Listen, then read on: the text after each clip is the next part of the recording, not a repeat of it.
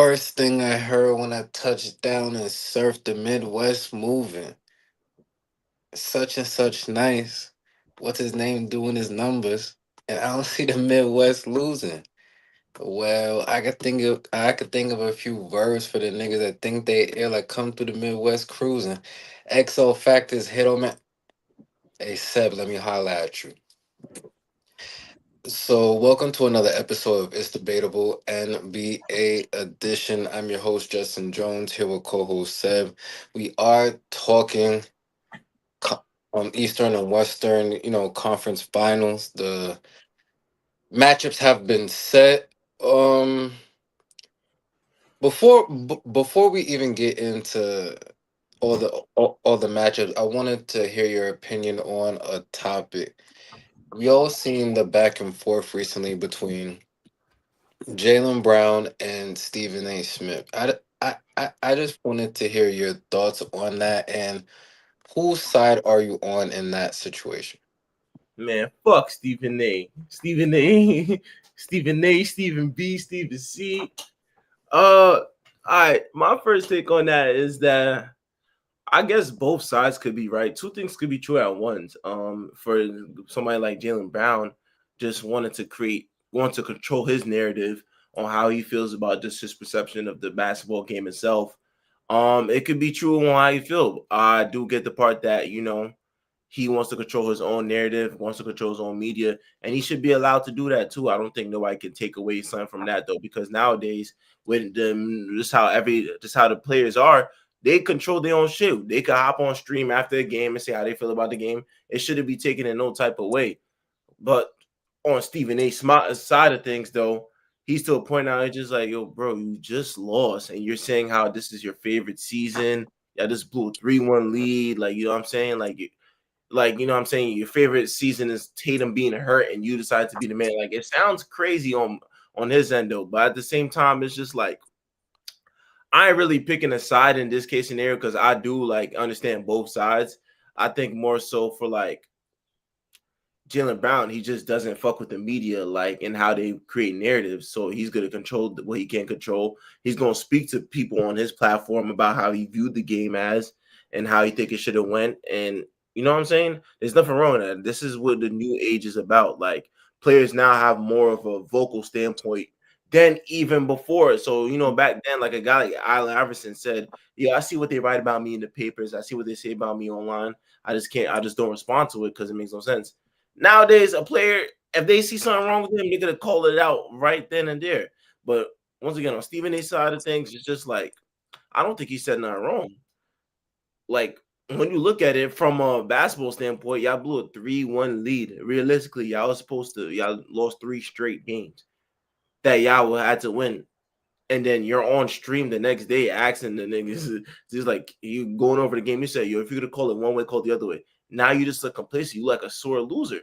If we're gonna keep it a buck, Jalen Brown looks like a sore loser that he couldn't hold it, that he couldn't control that out. So once again, you hate to see two brothers go at it though, because at the end of the day, though, the white man still wins in the end. If you look at it, like, people still feed off that type of drama and shit like that, and that's what's gonna be that line. That's what they tell Stephen A. to talk about.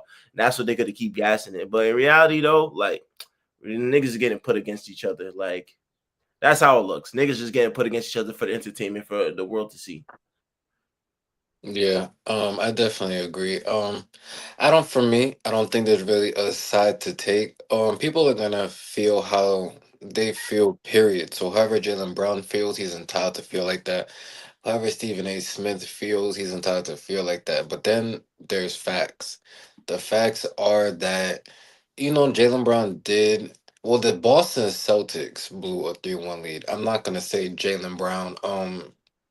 He was the best player on the team. So at the end of the day, you do get the biggest part of the blame pie, but it was the Boston Celtics that blew a 3-1 lead. Um but I also do well, what's also a fact is that narratives do get created within media, and sometimes you go find yourself out the league with the wrong narrative. True. Right? Look what happened to a person like JaVale McGee, right? Before he found a home in Golden State, right? The narrative was set on him that he was a fool on the court, right? Shaqtin' a fool, Two-time right? MVP. And that hindered his career at a point to where other GMs and people's gonna look at it like, well, maybe he is bad, right? So, and there's plenty more examples. I was thinking the same thing along with the Alvin Iverson. If he was probably able to have his own platform to speak, he probably could have, you know, got away from some of the narratives that was attached to him. It just happens to a lot of people, right? Look at a young player like Cam Thomas right now, right? Who seems to have all the talent in the world, but just due to narratives and I guess other people's perception of him, he's currently not on the NBA roster. Right. So I definitely see the truth in between what both people are saying, right? I seen Jalen Brown say, Stephen A doesn't use his platform to do real journalism. Um, well, the show is called First Take, so I guess it's the first take that you come up with, right? It's literally in the title. Um, I can't say what the bosses are telling Stephen A. Smith to do. They're the ones that cut the check. Stephen A. doesn't own ESPN, right? So if they're telling him to maybe go speak on this narrative or do this, that, and the third, that's what Stephen A. wants to do. Once again, those are the ones that's cutting the check. Can that look to someone else like, is that selling your soul? That's for other people to speak on and other people to have their opinions. I believe at the end of the day, Stephen A. is gonna keep doing his thing. Jalen Brown will be back next season. Hopefully he continues to work on his game and we just go from there. But shout out to both of them, both at the top of their games for their respective crafts. And you know, Jalen Brown's still young. The one thing I will say to Jalen Brown, this is what happens when you're the best player on a championship team.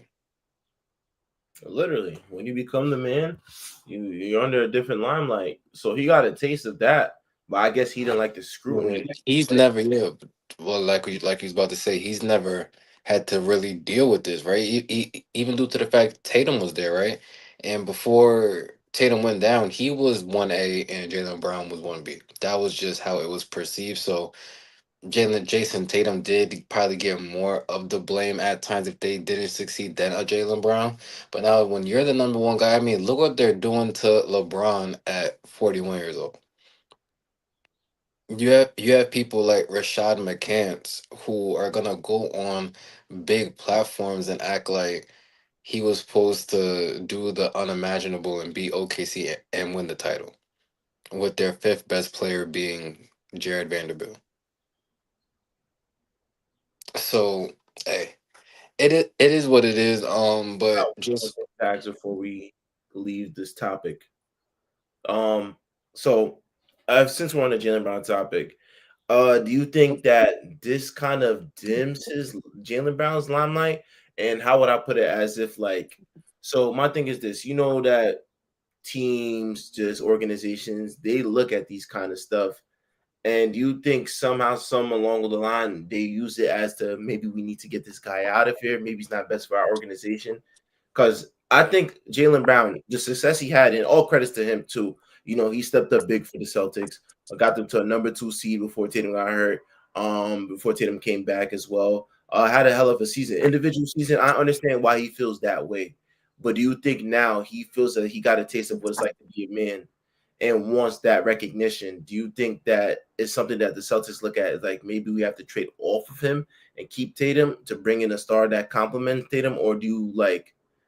Because you no, because you can't say well I don't know what you mean by I don't know when you just said compliment Tatum. I don't know if you mean another player to compliment Tatum because he does compliment Tatum because they won a title. no, they did. So I don't think you can. If you just want to find someone else that can do that, it's easier said than done, right? We all seen talks of them maybe doing a Giannis for Brown swap.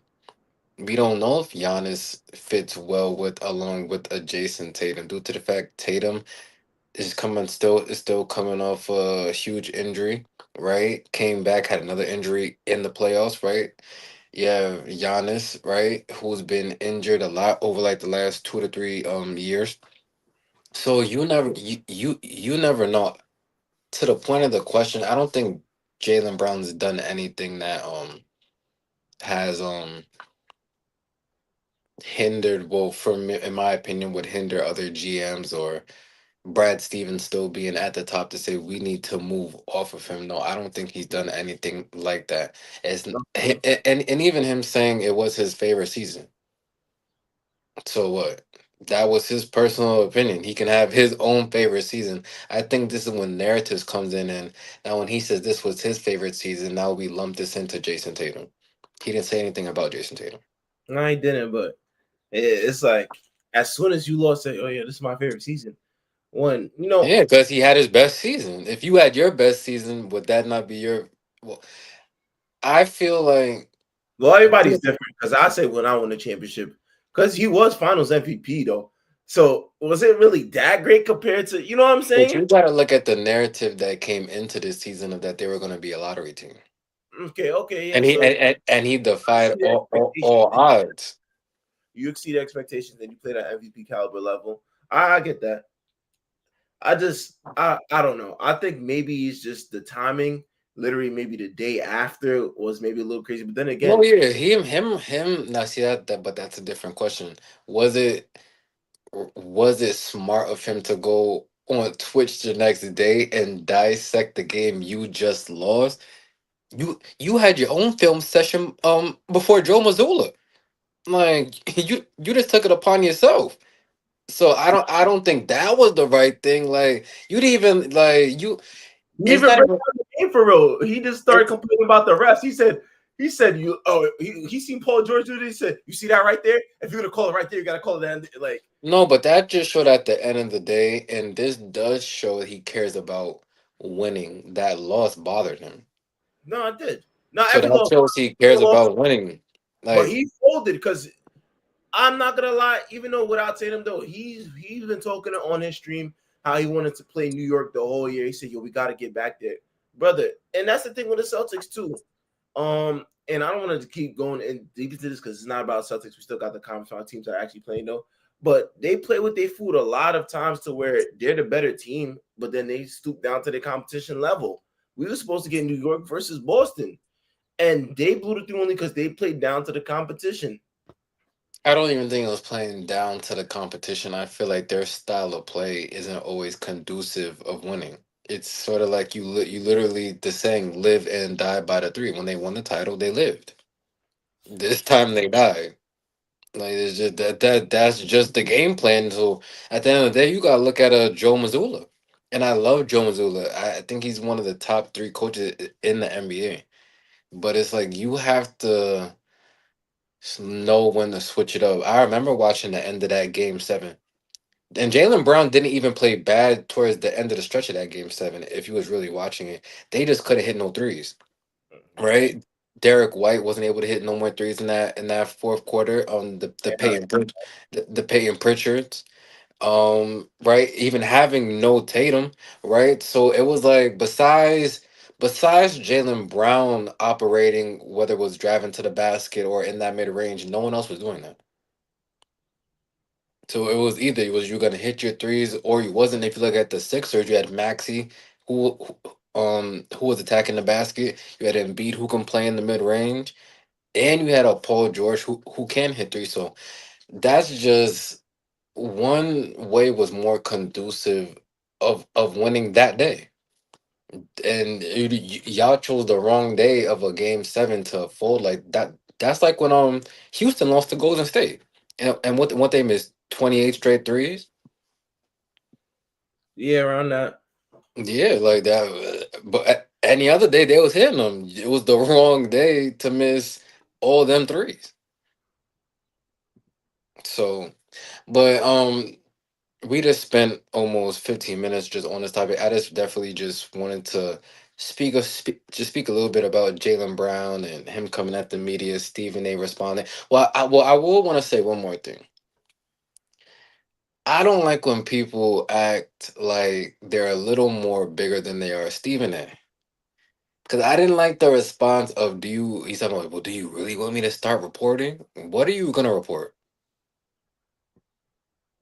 I Maybe I missed something. What are you going to say? I don't know what can he say that's going to hinder Jalen Brown from having a career. Like, what are you going to say? Nothing you can say can hinder him because at the end of That's the what day. I'm saying. I didn't understand that response. But I guess some things he didn't. All right. So if I'm going to speak for Stephen A. Smith, I think there's some things that's within the organization that some people do might say. I wouldn't say hinder, but like creates more of a worse narrative. I think Stephen A. Smith does have that respect because he did say, "I'm not going to come at you. I'm not going to disrespect you, because I do have respect for you. I know I have respect for your family." But some stuff can be said in the organization about Jalen Brown. Not everybody's going to have something good to say about somebody, and more than times So you're gonna shed light on bad things people said about him and gossip. I guess so. At the time, he was at the time he literally said it. He said, "Yo, I'm not gonna say that. Like, I wouldn't say nothing because I know you personally. I know your family personally. But if he wants real journalism on that, then I guess so. Like, so be it." Yeah, I get like one thing I say about Steven said he knows more than a lot of people would say he does. Does he get outrageous with the narratives and say yes? But when somebody's been in the business for like damn near 20 years, there's people that literally reach out to him to give him drop about certain stuff. So Stephen A knows more about Jalen Brown than Jalen Brown probably even thinks he knows. And just that's just what it is though. But I want to say that's kind of shady to do it now, just because like you're not fucking with each other.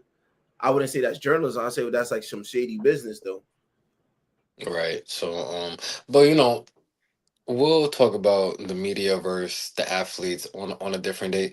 We do gotta get to the actual conference finals for each respective conference. But before we even do that, we had a game 7. Cleveland, Detroit. Um, I don't have too much to say about that specific game 7, but what I will say is that Detroit needs another option. That was my biggest takeaway. Was that because, right, if you look at Cleveland, James Harden, you got away with it.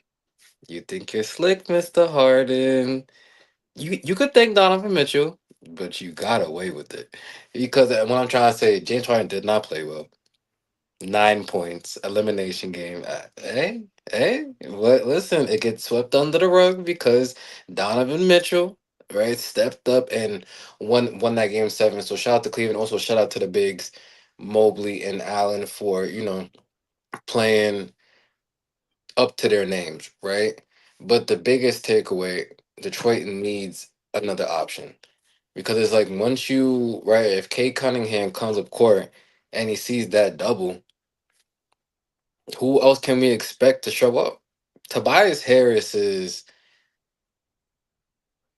Tobias Harris is like an IG model, right? To where it may look good from afar, but you can't really put too much expectation on them. You know what they're here for, right? When you booked them that flight, it wasn't to build a family; it was to have a good night, right? So I just think that Cade needs some help. Because Jalen Duran as your second scoring option isn't gonna get it done. Tobias Harris as your second scoring option is not gonna get it done. So they need to find some help, whether that's gonna be a Devin Booker in the offseason or Lowry Markkinen, right? Can y'all get in the Giannis sweepstakes, right? Whatever, or we spoke about Jalen Brown. He needs a co-star.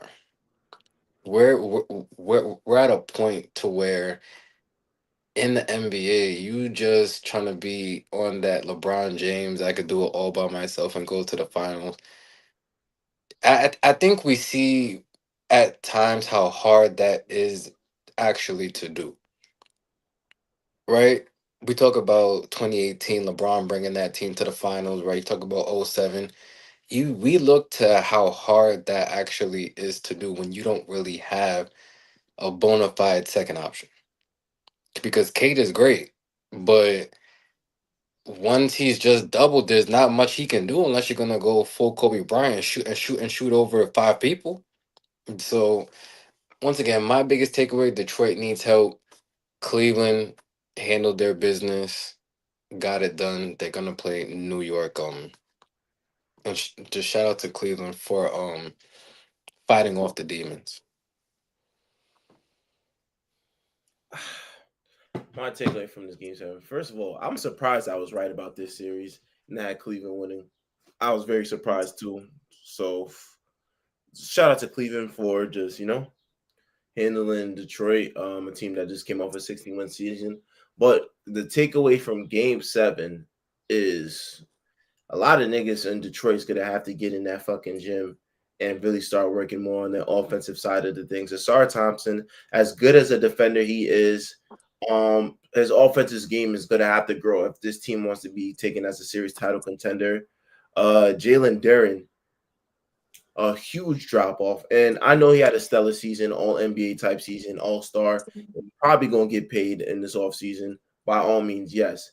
Just because you get paid doesn't mean you could come back the same player. Jalen Duren's gonna have to get into that lab. He's gonna have to develop some form of a mid-range jump shot. He's gonna have to develop some post work, and he's just gonna have to be a bona fide star again and come back even better. Because what I've seen from Jalen Duren is just that he didn't even look like a big out. He didn't look like a force out there. Jalen Duren was not dominant one game whatsoever. And in the game seven to where Jared Allen showed up and had like what 22 points again, like 15 rebounds. Game seven, Jared Allen, and you had no response to that. You look sorry out there, and you were supposed to be the better big, quote unquote, and you got outshone. That's one thing I take away. Kate Cunningham, I think his next step for him is learning how to read from double teams or maybe having a full post game. I think Kate Cunningham will benefit a lot this year by learning how to work in the post. For somebody that his size, instead of just settling for shots and getting to the basket, I think a post game for a 6'7" point guard will definitely help him read defenses better too. I think that should be the next step in his game. If I'm looking based on what I see from Game 7, who else am I looking at? Tobias Harris. I can't put too much stock on Tobias Harris because it's never been a case scenario where I would have to rely on Tobias Harris to be my second option to lead us to a fucking conference finals. But in this case scenario, he just shit the bed. And I can't see nothing from a year 15 player to say, oh, you got to be better. We just need a real second option. And overall, for the Detroit team, they just need more offense. They do need a second option. That should be the point of emphasis for this offseason for them, too. But, it's nothing to really, frown your head upon because this is a team that just 2 years ago could barely win like 10 games until like the month of fucking March. From that to now where they're winning 60 games, they won 60 games, had one of their best seasons in quite some time, was the number one team in the East. You have a bona fide superstar in Kate Cunningham. I don't really tilt my head down too much. There's brighter days to come. I feel like if you make the right moves, you can find yourself still with one of the best records in the East and still be a team to be reckoned with in your conference because you still have your relatively young guys. So I wouldn't tilt my head too much for Detroit. It just wasn't their time. You go back to the drawing board, see what everybody else could work on to come back a better team, and then you find yourself back into a fighting mix. On Cleveland side of things, I think that Donovan Mitchell stepped up big. I seen a Donovan Mitchell that just wasn't one dimensional with just scoring. I seen him getting others involved with I believe 8 assists and 6 rebounds. I think that he was stellar. I think this is the Donovan Mitchell that people's been wanting to see in the biggest moments, and the fact that he finally got his conference finals berth. I, for one, will apologize to Donovan Mitchell saying he can't get it done and get to the conference finals. So I do apologize. And as crazy as it is, even though I had you winning the series, I just have my doubts. So Donovan Mitchell, congratulations. That's what it's really about in basketball. Shutting the naysayers up. Evan Mobley and Jared Allen had dominant performance too. The way they was crashing the boards, the way they was finishing at the paint. They played like real big men and they play solid too. Even off the bench production, you got a guy like Sam Muriel who comes and gives you like 17 points in the first half. That was huge for them too. The offense besides your star players. So yeah, the Cleveland team played a well-rounded game. They had more offense than Detroit. I think that's really what it is, though. But I'm interested to see how they're gonna play and how Donovan Mitchell plays in this conference final. So, but my takeaway from this game, though, Detroit needs to find more offense and guys need to get in the lab and get better shooting wise and develop the offense because defense is going to be there. And for the Cavs side of things, though, I say this is a team that when they're clicking, the offense look good. When they're down and there's no, what I'm saying, continuity with this team, it just looks weird. And one thing, like you said, James Harden, you almost if y'all didn't win that game, man, you would have been in heat. 9.6 rebounds, 5 assists.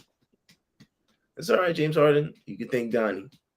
You can thank Donnie for that cover up though. But what can I say? You back in the conference finals since 2018. 2018, 2019, I forgot how long it was. But shit, man, that's what's up, man. Shout out to Cleveland for advancing. Detroit, hell of a season. Shit. Yeah. Shout out to Cleveland for advancing Detroit. I think they're still in a good situation knowing what you have to address. So I'll be interested to see what moves they make in the off season.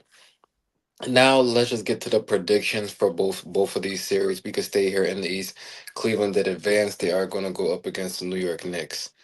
Game one tomorrow in the Garden. Um,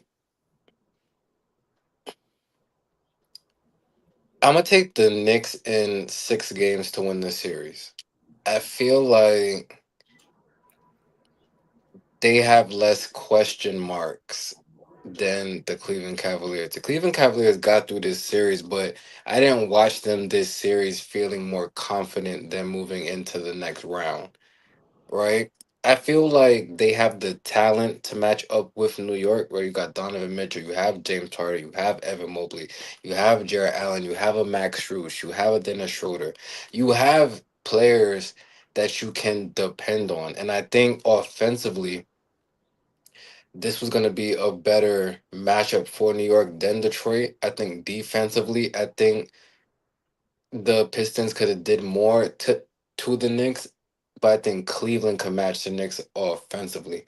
For the Cleveland Cavaliers side of things, you're just gonna need your players to step up. Evan Mobley and Jarrett Allen, you're gonna have to play big in this series, right? Carl Anthony Towns has been doing his thing so far this playoffs. You're gonna have to find a way to negate that, and especially you, Evan Mobley, on the offensive end, you're gonna have to show up. It can't be just averaging 12 points. You're good enough to average. Doc Evan Mobley's good enough to average 22 to 25 points a night. He doesn't really do it, but he's good enough to do that. And when you have a James Harden that's gonna set you up for easier looks, I'm expecting Evan Mobley to step up, and I think he is the X factor for the Cleveland Cavaliers on their side of things. Donovan Mitchell, we know what he has to do. He knows what he has to do. I'm expecting him to average at least 30 in this series. And some people might say, "Why am I putting the number so high?" This is the conference finals. You win this, you go to an NBA Finals. This is not about no regular season stats. This is when you have to up your game. Donnie, you gotta average at least 30. Coco Jones, make sure he's ready, right? So no, I'm just saying, like you do what you gotta do. You feel me? So James Harden, show up, right? You did not show up in that game 7. You need to show up, making the game once again easier for Jarrett Allen and Evan Mobley. We're not expecting nothing out of you defensively, but setting up the table for the rest of this team and knocking down big shots. You're going to have to do that. These is what the best players do as the rounds keep advancing. You have to keep getting better. James Harden. No one's saying average 40 points. But you're good enough to average at least 20 and 10. Why not? So once again, I think Cleveland can match up great offensively with this Knicks team, but I feel like the Knicks are gonna win because they're gonna do more of the little things that don't show up in the stat sheet, right? Diving for loose balls and ending ending quarters um on a great run, right? Knowing when to use those challenges, knowing when to call the proper timeouts, knowing when to make the right substitutions. I think they're just gonna do more of the little things that are once again aren't going to show up in the stat sheet, because that's what we've seen throughout these playoffs. They seem to be once again, besides Oklahoma City, to be in the best groove. So yeah, and just on the Knicks side, they just got to keep doing what they've been doing. This is not time to switch anything up. I would keep trying to play through Carl Anthony Towns, right? Test those other bigs over there. See if Evan Mobley's head is in the game, see if Jared Allen's head is in the game, and put pressure on them early, right? Jalen Brunson, just keep doing what you're doing, right? Closing out those quarters, being big in the fourth quarter, right? You're gonna expect those bench players to step up, the Clarksons of the world, the McBrides, right? The Shamits. I expect them to give that punch. If Cleveland shows up, I can see this being a great series. And then once again, if they were to show up, I think it can go either way. Donovan Mitchell is that talented, and Cleveland has the pieces. It's, are they gonna put it all together and play with that heart? But once again, less question marks for the Knicks. So I'm gonna go with the Knicks in 6 games to win the series. Yeah, I have the Knicks in six. I think more so that's how we close things out. Once again, I'm still surprised of how we handled Philly, but new round presents new challenges, and in this case scenario, I feel like this is a team that when they're clicking offensively can match up well against the Knicks. And in this case scenario, like you made the biggest point of all, I think that the Knicks are going to do more of the stuff that don't step on the stat sheet. Like if I envision it and I see there's a loose ball on the floor, I'm looking at Josh Hart to dive on the floor for the loose ball rather than the James Harden, and like little stuff like that where I can see to where it changes the game. Like you got guys like Jose Alvarado going to do the dirty work. You got guys like Mitchell Robinson, who's one of the best second chances type of player, but one of the best offensive rebounders in the game. You get there's a lot. It's a lot to ask for. And when I watch the Knicks, I see they check off everything too. But when I watch the Cavs, I say they check off offensively when they're clicking. But there's a lot of times to where I watch it, they struggle in the Detroit series to where they once they don't get no offense, their defense is shell themselves. But the Knicks, I see defense turn into offense. I see guys that's running out to get a stop. I see guys like Mikal Bridges, OG Anunoby get a stop on one end, and we're converting down the other end. I see little stuff like that happening, and I see somebody who I believe is the best player in this series is just Jalen Brunson.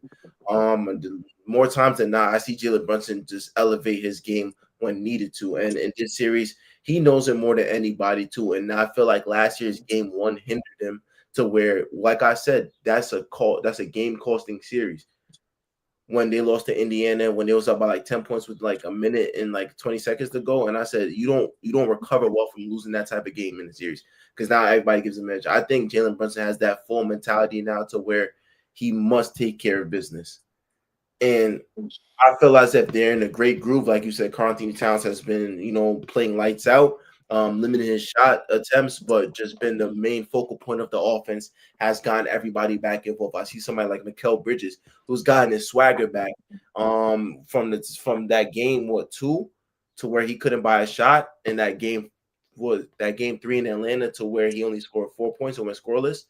I've seen a 360 Mikal Bridges to where now he's more confident than ever that I can go out and guard a Donovan Mitchell and give you 15 to 17 points. I've seen OG Anunoby, who's having one of his best careers playoffs, putting up 20 a game. I look at guys like Deuce McBride, Landry Shamet, Jordan Clarkson. The other guys has been very impactful, and that's what you're gonna need in this series too. Because yeah, they have a Sam Muriel on the bench. Here they have a Dennis Schroeder, Keon Ellis, though. But Deuce McBride, he's going to play his ass off. Whether his shots are hidden or not, he's going to play defense. Jordan Clarkson has redefined his role as one of the best bucket getters off the bench. So somebody that does the little work, the scrappy second chance points, that just finishing in the paint, just a turnaround floater. He's not really looking to ISO score you, walk you down. He's fitting in within the system. Landry Shamet, who can go off and shoot lights out like Sam Muriel and give you 3 to 4 threes at any given time.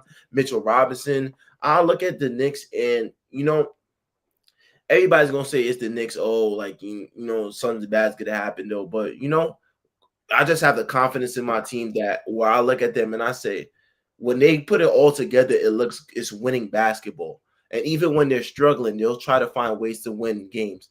Like they can win either a good game, like a game where they clicking offensively and get you out of here, or they can win in a type of struggle games to where the offense might not look the best, but if we accumulate a couple stops down this fourth quarter and get a couple shots to go on, we can put ourselves in a position to win the game. I seen the ugly wins and I seen the good wins from the Knicks and throughout this whole postseason with Jalen Brunson. So the confidence is there that no matter what type of dog fight it is, they could prevail just off the fact that, like you said, the little stuff. And I think that's going to be the game changer in this theory, the little stuff. Who's willing to get down and dirty to get to the finals? Who's willing to get to that extra step, take that extra leap? And you say Donovan Mitchell got to average 30. I believe Jalen Brunson got to average 35. And he might not need to because he has the guys like Carlton Towns and OG Anunoby doing their thing. But I feel as if Jalen Brunson still has another game, another step to elevate in order to get this team to the finals and get them over the hump. And Ray Curse since 1999. And I know, I'm saying this is the same from a fan perspective, but when you watch the games and you watch Jalen Brunson play, you feel as if he could be, he's one of the best players on the court, if not the best player. And a lot of times, more than not, people say, yo, he's not even the best player on in this series. In my opinion, Jalen Brunson is the best player in this series too, and he just got to show it to the world. He got to show it to people that we're for real. So I have the Knicks in 6. I'm gonna respect the Cavs enough to say they could get 2 wins, but I just really think that if we handle game 1 and 2, it's gonna be tough to recover for the Cavs because I know I could trust the New York Knicks team on the road to at least get you one. So first order of business is we got to handle those first 2 games. Game 1 especially, we need avenge for game 1 last year. So I expect a well healthy Knicks team. It could either be good or bad. It's either too much rest can affect a team, and now you're not in a flow no more, or you could be rejuvenated and everybody got a little time to heal up and rest up. So I'm really looking for this game 1 to see how we perform. I think we handle business game 1. Just a team that's well rested and ready to rock and roll versus a team that just came off a 7-game series against a rugged defensive team. And now you got to see another team that's been rugged defensively and has the offense to match it. I think the Cavs might get overwhelmed in the game 1. Yeah, we're gonna have to see how these games play out. Game one's gonna be very interesting. You kind of hinted at a point that I think, well, two things. Jalen Brunson's production has him, I guess, as you can say, the best player in this series. But we're talking about talent. I think Donovan Mitchell is much more talented, but Much once again, more. yeah, we all know the famous saying, hard work beats talent when talent fails to work hard. I just think Jalen Brunson works a lot harder. We're talking about pure talent. Because if I'm drafting a team, I got Brunson and Mitchell, not thinking about their careers or anything. I'm gonna take Donovan Mitchell. He's better defensively. He has more athleticism. He can affect the game in more ways. I think Jalen Brunson is in the perfect system for him. He's made it work. They made it work for him. So he looks great. But we're talking about just rolling the ball out in a 1-on-one. I think Donovan Mitchell is better than a Jalen Brunson, but he's gonna have to show that he is. Once again, Jalen Brunson has showed over the last 2 years that you could make this argument and say he is better than Donovan Mitchell because he's just shown it more with his production. Right, so this is the chance for Donovan Mitchell to show I'm just the best shooting guard in the league, period. He can do that right now. Coming into the league, people made the comparisons of him being a Dwayne Wade, right? Dwayne Wade played with heart though. Dwayne Wade, his when he got to his first finals was averaging 35 points and putting the team on his back. I don't know if Donovan Mitchell has that in him. And this leads me to the second point. And like I said, you kind of hinted at it. The Knicks are gonna take this series very serious because they don't like what happened to them last year going up against the Pacers. I hope the Cavs aren't going into this happy because they got here finally. And now Donovan Mitchell feels like, oh well, I got this monkey off my back. And James Harden can say, well, what are they gonna say now? I'll have a lot more to say. So I really want to see their mindset, especially coming into that game one. Because if the Cavs could win game one, this series is going to be very interesting. But to your point, if the Knicks can handle their business at home, I'm not sure how the Cavs are going to respond because they don't. Who on the Cavs remind you of like a Rasheed Wallace? Nobody. I don't think there's no real vocal leader. The closest thing I'd say Right. is maybe Jared Allen when he's fully in. No, no, no, no, no, no, no. Your I answer see was the closest. your answer was correct the first time. It's nobody. Okay. And when I'm saying a Rasheed Wallace, I'm not talking about talent. I'm talking about those intangibles in the heart, right? There's no one on the Cavs that reminds you of a Kenyon Martin, right? Ben Wallace, players that they may have 2 points at the end of the night, but what they did out there, you're going to remember, right? The Knicks do have some players like that, right? A la Josh Hart, right? Or Carl Anthony Towns if he's being aggressive. So, um, a Alvarado. So it's gonna be interesting once again seeing how this game one transpires. But we gotta move on to now just the other series. The game going down tonight, 8 o'clock. You have the matchup that we've all been anticipating. They seem like they was on the crash course. Oklahoma City and the San Antonio Spurs.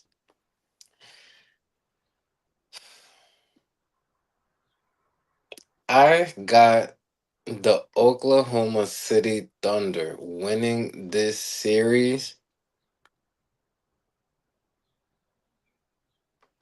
Ironically enough, in 6 games also. I don't want to say seven because I got that much respect for an Oklahoma City Thunder team. A team that can go 10 deep.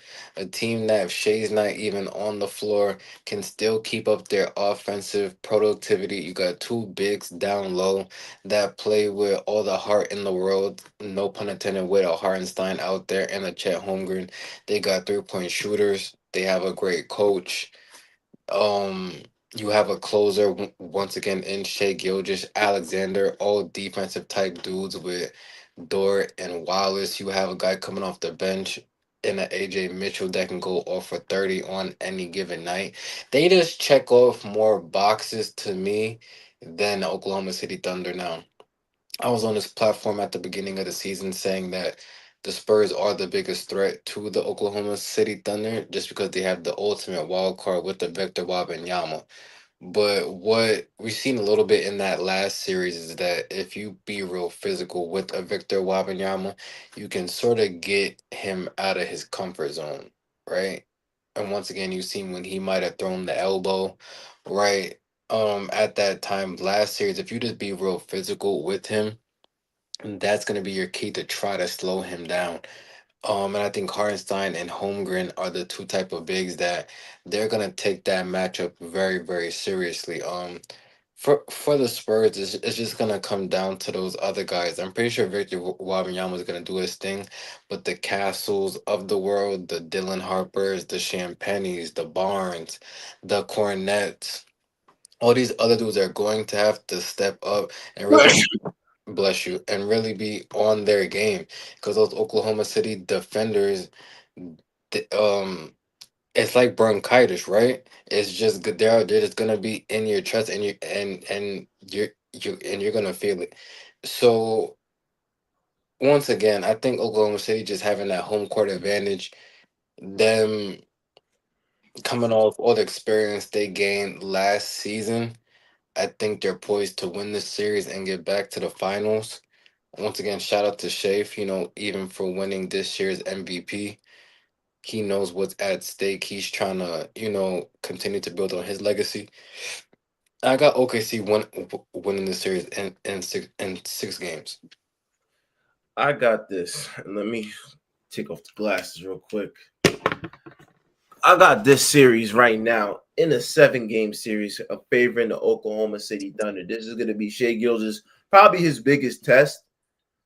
I think because this is a team that, even though it's just a regular season, had their number in the regular season, especially in the NBA Cup. And everybody like to say, yeah, it's the World Cup or something like that. But competition is competition at the end of the day. And this Spurs team has done nothing but attack this Oklahoma City team because they feel as if they're up next. And Shea sees that, and I think Shea's a hell of a competitor, and he's ready to get this rolling. I think that they both handle business because this is the teams that have been wanting to see each other. This is a damn near rivalry that's been going on since Oklahoma City Thunder has been a thing.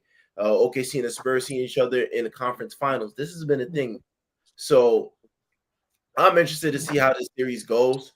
You got on the other end, you got a 7'5" demigod that does everything.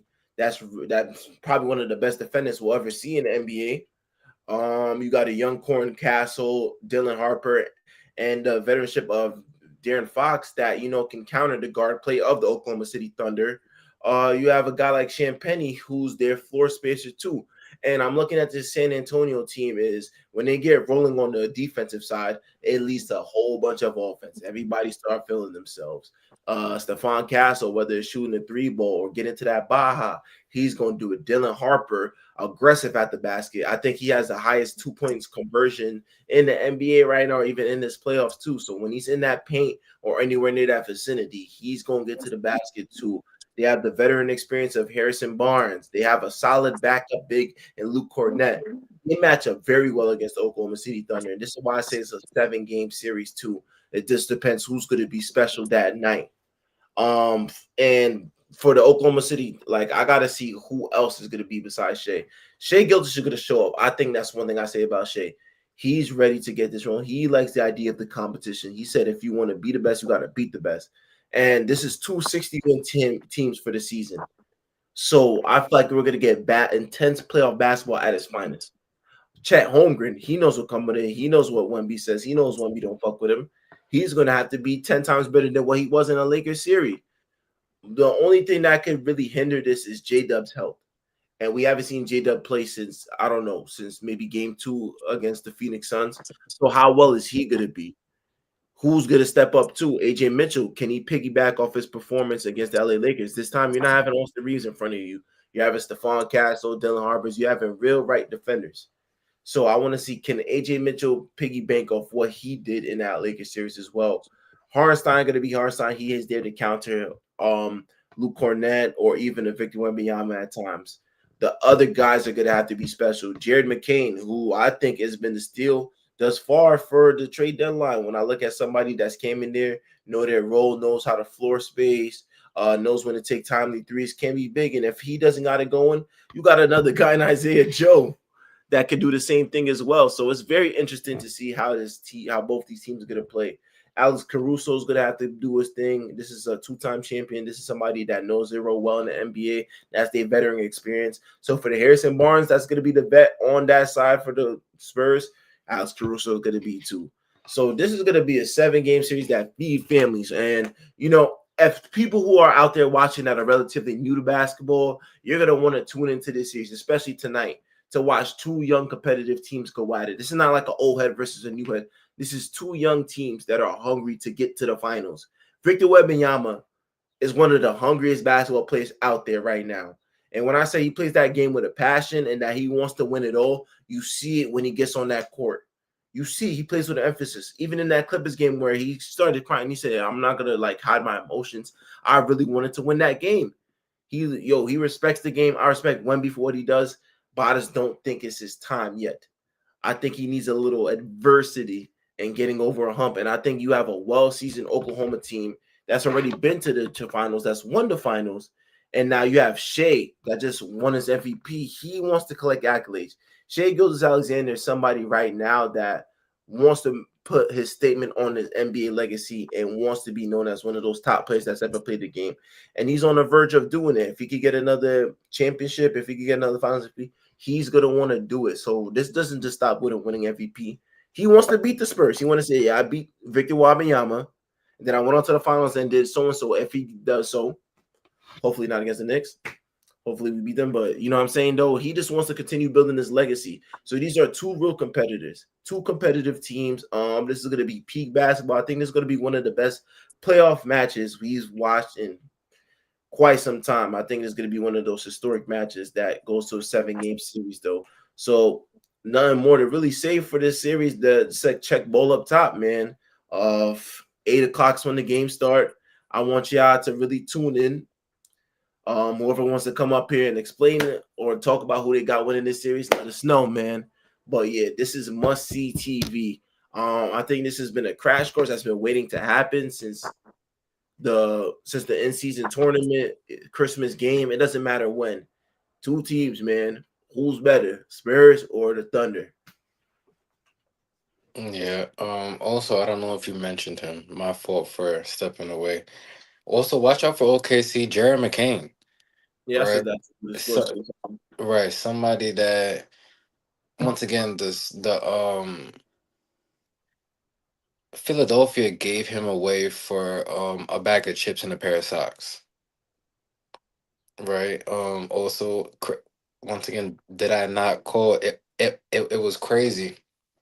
Just speaking on the Sixers real quick, we had did an episode last week, and I said expect Daryl Morey to be fired at the end of these playoffs, and right after we did the episode, he was let go. So shout out to Daryl Morey. But Daryl Morey is a liar, and I'll never play for him again. if they got a bag for Harden, he'll play anywhere. He'll play for Elmont Memorial High School if they got the bag. But you got the Spur. I mean, you got the Thunder winning this series in seven. I got them in six. Cause I just think if you're looking at this playoff run, the Spurs have looked good, but I think if you're looking at tiers, I think the Thunder have been on another tier. I just don't feel like. But the Spurs are just gonna have to show it, right? This is the team coming off the NBA championship. Right, and went through a tough battle with the Indiana Pacers in the finals. Even though Halliburton went down in that game seven, they went through adversity. Right, they even also in that playoff run last year, the Denver Nuggets took them to 7 games. So the Spurs haven't really took their playoff tragedy yet to where you had all this expectation and you fell kind of short. I think you do need to go through that as a team, right? We even just spoke about the Pistons. I think they just took their hit and they'll be back better next season. Houston, right, losing in the first round to the Lakers, they took their hit. The Spurs haven't really taken that hit yet. We definitely seen the Thunder do it, right? I think it was 2 seasons ago when they lost to the Dallas Mavericks right in the second round, right? And then they came back last season and won the title. So I feel experience, especially in this series, seeing that it's mostly the YNs versus the YNs in this series. You have these YNs that been to jail and now they're out and they know how they gotta handle themselves. You got these other YNs that haven't been booked yet. All right. So it's gonna be a great series. Make sure to tune in Good to analogy. Yo, clip that. Clip that. That's a good analogy. That's a great analogy. no, but all jokes aside, tune into this series tonight, 8 p.m. I don't even know what platform it's. So is it Peacock? Is it NBC? I don't know. I think now all the games are ESPN. Or it's ESPN. All right, so I guess we're gonna see Ernie, Chuck, Shaq, and Kenny. All right, Yep. so it'll be good to see them. Um, yeah, man. This is the final four teams. You got the Cavs, the Knicks, the Spurs, and the Thunder. So just real quick to end the show. What's your finals matchup prediction? Who do you have coming out of both? Well, you have the Knicks and the Thunder. You're saying. Yeah. All right, I have that as well, but I'll give you a tougher question. Out of these four teams left, which player has the most at stake? Who has the most at stake? Out of these four teams left, which player has the most at stake? James Harden. I think this is really one of your last runs. I don't think you get a golden opportunity like this to play in the finals again. So I think that he should be trying to take full advantage of the moment. Donovan Mitchell still has time in his career. Jalen Brunson has time in his career, even though he's approaching that 30s mark. Victor Wembanyama, as with all the potential he has, can make a finals every other year if he really wanted to. Shea Gilgeous already set in stone. I think if I look at just any players, James Harden stands out to me the most because of his age and just the fact that you don't really have that much years left in the NBA, and to do this at this high level and to be at a high stage of the conference finals and the finals is some people don't get there. Some people don't get there at all in their career, and you got there very young in your career and hasn't sniffed the finals since. So for you, it's just like you're at the back in your career now to where nothing's guaranteed. You know what I'm saying? It's not gonna be guaranteed that y'all even get to the conference finals again. It's not going to be guaranteed. No way. So I think James Harden right now has the most, I'd say, like pressure going into this. Greetings from Dublin. Oh, we worldwide? We national? National. Holy shit. Shout out to all my people in Berlin, man. It's debatable. We'll be coming to Berlin very, very, very soon. So definitely shout out to you. Thank you for subscribing. We do NBA content. We got basketball content. We got WWE content. We got so much more to come. So thank you for the sub. Shout out to everybody in Berlin. Shout out to you, brother.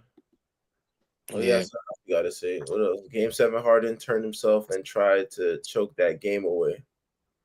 Did he? No, well, he definitely turned into Game 7 Harden, but I don't think he could have even choked the game away. The game was kind of over after well, at halftime. So it was gonna take a lot for him to choke that game away. It was just one team just had a lot more than the other.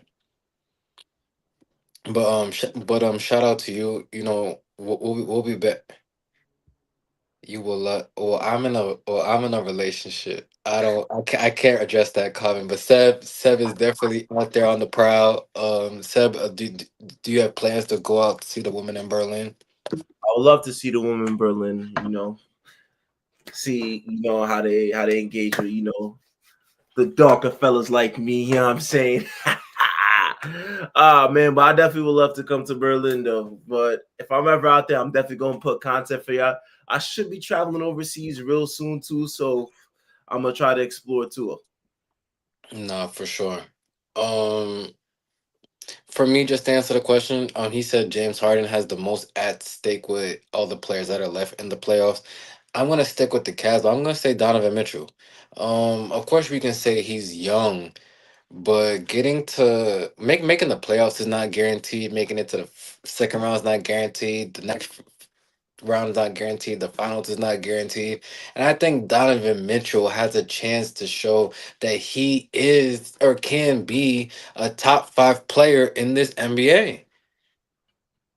Like he has all the talent in the world. He just doesn't his style doesn't always conduce to winning though, right? I definitely seen what Channing Frye said, saying that his game doesn't always translate to winning. Cool cut, granted, you could definitely say that because of the production. There's nothing really there besides making the playoffs every year since he's been drafted. But And nah, the player with the most at stake is Jalen Brunson. I can address that comment in just 1 second. So I just want to say Donovan Mitchell definitely to me has the most at stake. Once again, he has a chance to show that he can be a top five player in this league and the best shooting guard in the entire NBA. Um, yeah, I just think Donnie, man, he's living a good life outside of basketball. Shout out to him and all his outside endeavors, but this series is huge for him. Right? If I'm him, I'm taking the assignment of guarding Jalen Brunson and averaging 30. Yeah. Get it done. Because I'm gonna ask Seb and I don't want to compare the two, but I'm just giving an example. Would Kobe Bryant not take that challenge? we definitely take a challenge. If Paul Yeah. Pierce was in front of him, it didn't matter who was in front of him. If he's the best guard play, he was taking What that. what a Michael Jordan not embrace that challenge? Everybody's big. Well, I don't know. Jordan had Pippen. No, no, no. I'm just saying if he had to. Yeah, if he had to, if push comes to shove, What even a guys like Kawhi Leonard, when it's what time what a to what a what what a LeBron James not accept that challenge? have to accept the challenge. When you want to be one of the greats, you have to. That's why it's important to be a two-way. You got to just take on the challenge of this is my competitor. This is somebody that's been killing. If I'm that great as I say I am, I got to be able to at least stop him on the defensive side of things. Yeah, so shout out to Donovan Mitchell. Now he said that Jalen Brunson has the most to prove. Because we do have to end the show. But Jalen Brunson, I definitely think I do see where you're coming from because a lot of people, you know, say that this will put him as one of the greatest Knicks ever. And, especially after the sort of collapse that happened last year in the Eastern Conference Finals to the Indiana Pacers, he definitely has to show that he could, be the best player on the championship team and take his team to the finals. But I definitely think he has the heart and the willpower to do it. He's just going to need help because it's tough for guards his size to do it all on his own, right? And that's sort of what we've seen was the formula last season, to where the offense was to where it just ran through him and he ran out of gas and just didn't have enough left, right? So I definitely think he's going to need help from the Carl Anthony Towns of the world, the Mikal Bridges, the OG Ananobis, and everyone else because a 6'1", 6'2" guard, asking him to do everything and just put the team on his back is easier said than done. Yeah, I do agree with that. My thing is that when I think of when you say stuff like has to completely changed his life, it's just like New York is dying for a championship since 1973. Man, me, you, I don't know how old you are, wasn't even a thought. So the fact that he's got New York in his position, and when it's been a shitty franchise for God knows how long, and then you bring in a guy like that, the only thing you could say on him is just his height. If Jalen Brunson was 6'7" or 6'8" doing what he did, I think everybody would be having them as the favorites. But I think just the height and size is definitely, to your point, what hinders him from even being put in that great conversation, though. But he has a chance to absolutely do it too. And I would say Jalen Brunson, though, but I feel as if, you know what I'm saying? As a fan's perspective, or just a fan of Jalen Brunson, people should be grateful for what he did for New York. Because Tyler or not, though, the fact that you got the city buzzing, you got people outside losing their minds after one playoff wins, you don't really get that But feeling once again. but I get what you're trying to say. But if you want to be one of these top dudes, it's championship or bust. It You is, as see, always. And I yeah, think he's that caliber player to where it's championship or bust now, too. And I definitely do think Jalen Brunson has the mindset of a champion and can be a champion and can do it. I really do think he could do it though. But from my fan perspective, I just be like, yo, without a Jalen Brunson, this shit is not possible. But if he could get over the hump and win the title, that's another thing to where, oh shit, like yo, he really did as a small guard too. And like bro just said right here, he said, yo, IT was the last, small point guard to really do it. Well, IT and Steph, I give Steph his credit. yeah, definitely. I said on this platform before, the only two small guards to really get it done and win it all was Isaiah Thomas. Back in the '90s, and Stephen Curry. But I see that you have a lot of comments and a lot of things to say. DM us or leave a comment on the actual YouTube video. And if you want, once we come back on the show, you could definitely come on and talk your shit. But we do got to end the episode. I got something to do literally in 2 minutes. So I want to thank everybody for watching. It's debatable on YouTube. Follow us on all social media platforms at it's debatable double underscore. Follow me at Justin Jones on Facebook for details and developments on the platform. Please make sure to like, comment, subscribe on this video. Free Geechee, free Bill, Jersey. Jersey. Appreciate for everybody for watching, man.